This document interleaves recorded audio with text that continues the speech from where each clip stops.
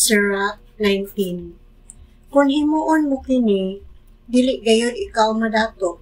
Kung dili ka magmatngon sa gagmay nga mga butang, sa hinahinay maut-ut ka. Ang bino ug ang babae maghimo sa taong butan, nga magbuhat og mga binuang. Ang usa ka tawo nga moadto sa babayeng puta, sa hinay-hinay mawad-an, nagkaulaw og kini bayran niya sa iyang kinabuhi. Ang mga wati mukaon sa iyang dunot nga lawas. Binuang ang pagsalig dayon sa mga tawo. Kung magpakasala ka, nagdagmal ka sa imong kaugalingon. Kung ang pagkadautan, maghimo kanimong malipayon, ikaw silutan. Likayi ang walay hinungdan nga mga tabi o malikayan nimo ang daghang mga kagubot. Ayaw gayud pagpanabi sa imong hidunggan ug dili ikaw magbasol. Ayaw kini isugilon ngadto sa imong mga higala o sa imong mga kaaway. Gawas kun ang pagtipig niini makahimo kanimong makasasala. Bisan kinsa nga makabati kanimo, maghimaan niini og sa madugay o madali, dumtan ikaw tungod niini. Nakadungog ba ikaw og usa ka hungihong? Ayaw kini ipanabi. Pag maisog, dili ka mubuto tungod niini. Ang usa ka tawo nga buang nga musulay sa pag-amping o usa ka tinaguan, mag-antol sama sa usa ka bambay nga nagbati. Sa panahon nga makadungog siya og usa ka sikreto, may sama kini sa usa ka udyo nga motaroy sa iyang bitiis.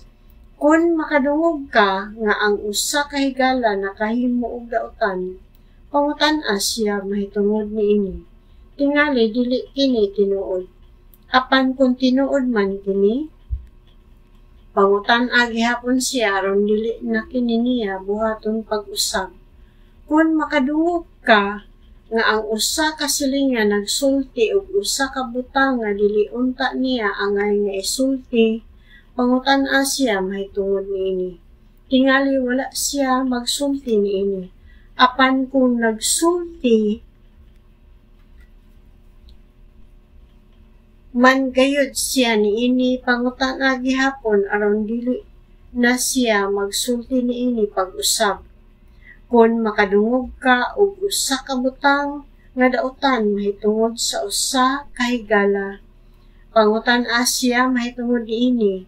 Tingali usa kini ka bakat. Ay pagtuo sa tanan nga imong nadunggan.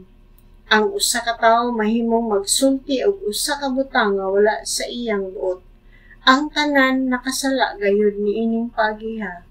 Kung makadungog ikaw usa ka butang nga makapasuko kanimo batok sa imong silingan, pangutan-a siya mahitungod niini na sa dili pa ikaw manghulga kaniya. Itugyan ka ng butanga ngadto sa balaod sa labing halangdon. Kahadluki ang Ginoo ug tumana ang iyang balaod. Mao kini ang kahulugan sa kaalam. Tingali nahibalo ka sa tanan nga angay hibaluan mahitungod sa kadautan, apan wala ka na maghimo kanimo nga makinaadmanon. Dili maayo ang pagsunod sa tambag sa mga makasasala. Mahimo tingali ang paggamit sa kaadtik alang sa mga tuyo nga dautan, apan may pipila ka tawo nga daw buang tungod kay kulang lamang sila sa kaybalo. Ang usa ka tawo nga mahadlokon sa Dios, bisan kung dili kaayo siya maalam, mas maayo kaysa labing maabtik nga makasasala. May mga tawo nga abtik o kuti-kutihan kaayo, apan limbungan di ay ug may mga tawo usab nga makakabot sa ilang gusto pinaagi sa minaot nga pagtahod.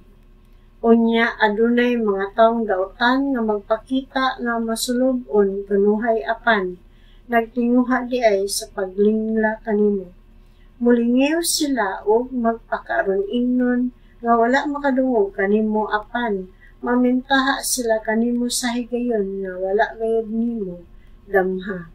Kung dili sila makahimo pagpakasala karon, himuon gayud kini nila kung makahigayon na sila. Mailhan nimo ang usa ka tawo pinagi sa iyang panagway. Sa unang higayon sa imong pagtan-aw kaniya, makahibalo ikaw kung siya but-an ba. Ang iyang batasan makita diha sa pagi sa iyang pagpamisti, sa iyang pagkatawa o sa iyang paglakaw.